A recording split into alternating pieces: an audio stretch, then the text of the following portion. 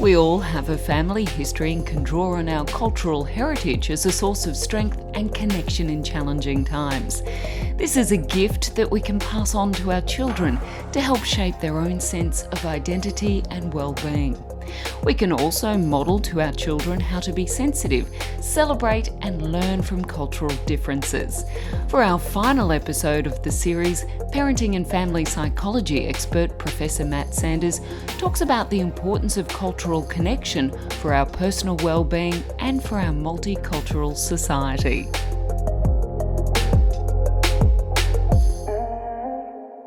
We've talked previously about the importance of music in connecting us to our own culture and as a starting point for really trying to understand other cultures.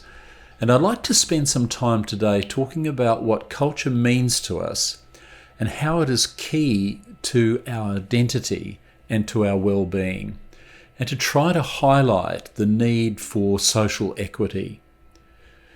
We've seen an outpouring of emotion around the world through Black Lives Matter movements, and that has really raised to global consciousness the obvious disparities in health, education, out-of-home care, and the justice system treatment of different people within one society.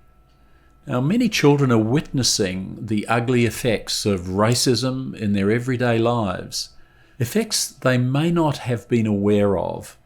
Racism is not necessarily the overt name-calling that it used to be. It can be subtle.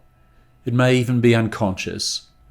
If you're not part of the mainstream culture, it's about things like lesser opportunities for education and employment, shopping centre security guards following close by, extra bag searches, being at a counter first but being served last, a double take when you're walking past.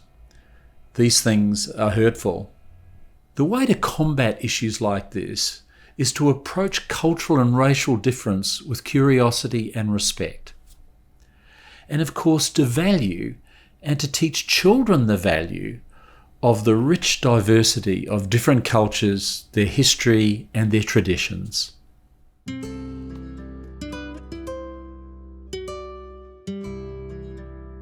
Today I'm delighted to welcome Auntie Chrissy Stewart, a respected Cherbourg community elder and manager of community health in the Cherbourg Health Service. Auntie Chrissy, what are your thoughts about the importance of culture and connection to country for general well-being? I think, culture is very important to Aboriginal people and our connection to our country, where we come from and where we belong. A lot of people leave their country, and if they get overloaded or burdened while they're away from Cherbourg, they usually come back here or to wherever they come from. It is a healing when you go back to your country and in your family. It's a healing process. Auntie Chrissy, do you find this cultural connection is important in stressful times like at the moment? Like just for example, the COVID blockade. If people weren't allowed to come back here, to come back home, they were really stressful because they couldn't. And you had people, even my son, wanting to come home just to be home with family. And once this COVID thing is completely over, you'd have people coming back just to reconnect with family and heal. I'd like to ask, why do you think it's important to teach children about their culture and to have pride in their cultural identity and traditions?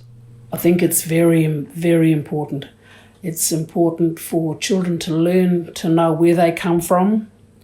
We've got a really rich culture, and it's about everything and anything. And then I believe every child, once they know where they come from, what their tribal group looks like, their paintings and their traditional dance. We don't all do the same dances. We don't all have the same traditional marks or paintings on us. It's totally different tribal groups have it, and you'd be surprised how the kids that I've spoken to, how they just can't get over it. They really you build your kinship up. Like a place like Cherbourg, we've got many tribes here.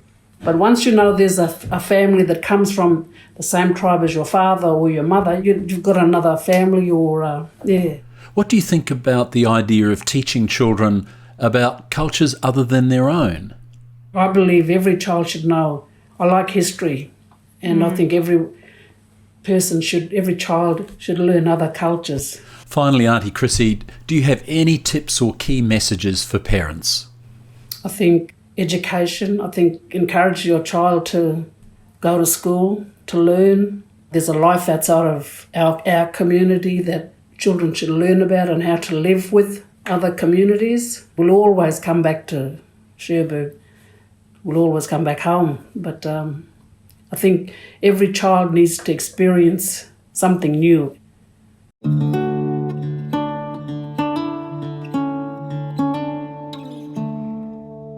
We draw strength in different ways from our cultural heritage and community connection.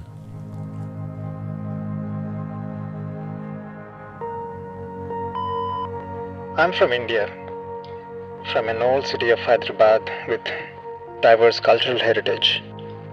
Cultural practices like preparing and eating meals together as a family, listening to my parents' and grandparents' stories and learning important life skills, arts and music, positive regard for our neighbors was part of my growing up. As a parent with 3 young children, even in current pandemic, I find myself drawing upon those cultural values and teachings to regain my well-being, encourage my children and promote their well-being. I'm from China.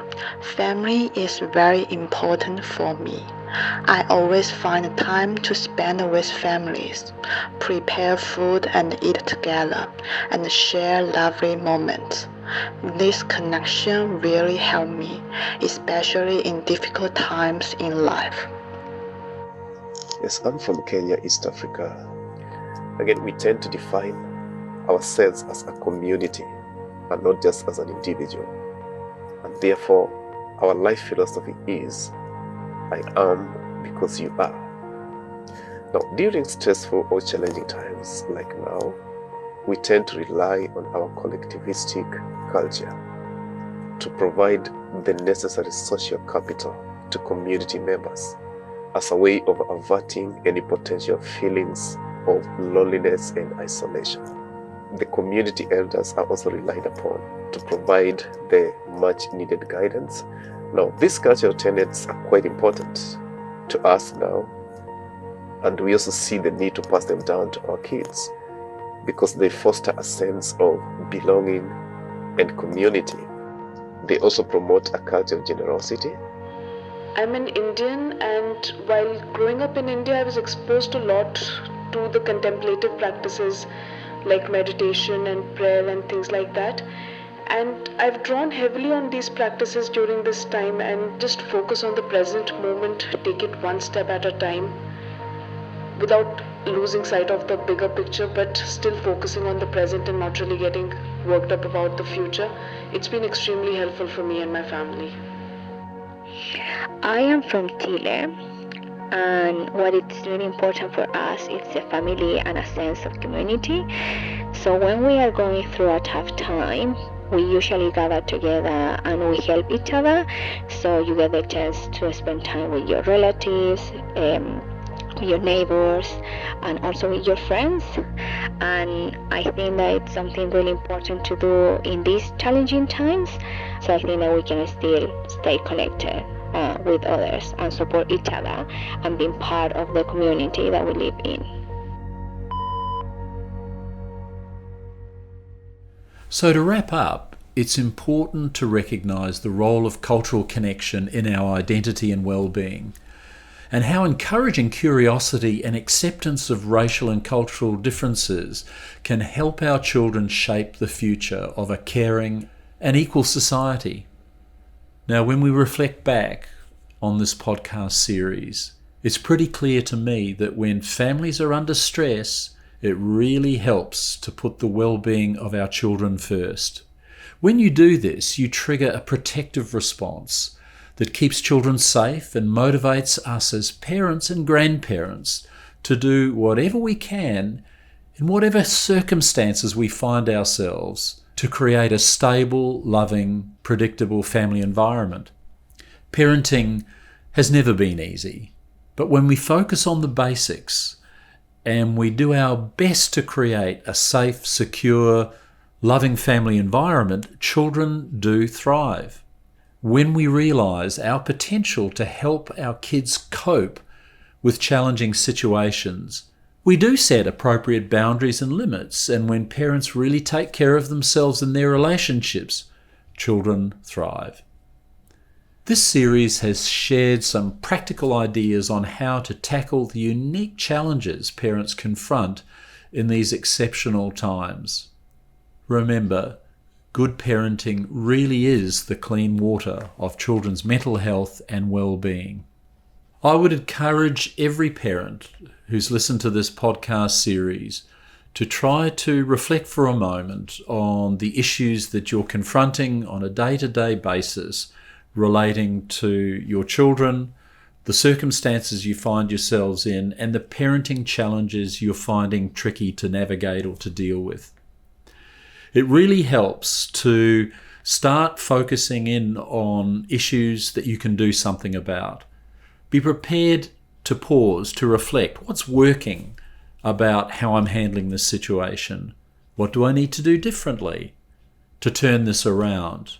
And what are my first steps that I need to take to turn a good intention into an action plan that you can really do something about and make a difference to the well-being of your children, yourself, your family, and the broader community? There's clearly going to be some positive outcomes from this experience for many families, that they may, in the midst of it all, feel that there is nothing good about this pandemic. I'd like to thank you all for listening to this series. I'd just like everyone to remind themselves of the critical importance of the parenting role in ensuring that we as a community get through this very difficult time. That's all for our podcast series on parenting in a pandemic. We've covered some challenging issues arising for families through these changing times, and we hope you've benefited from the insights shared by our special guests. Thanks so much for listening. You can find free COVID-19 Parenting in a Pandemic resources in the episode show notes to help you on this journey.